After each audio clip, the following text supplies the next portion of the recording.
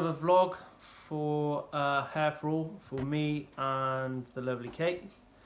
One of the questions we get, or I get asked quite a lot about the system is how does it hold up with the wind test? You know, could drive down the road with my head sticking out of the car, but what we've got is hairdryer.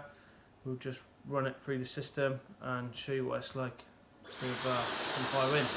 So, as you can see, water at the front, no lifting at the front. Going right through the whole system. It's always nice to have a little bit of help at home.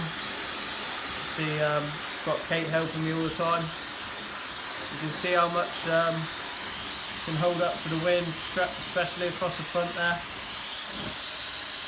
You know, you can look, no lift on the front at all.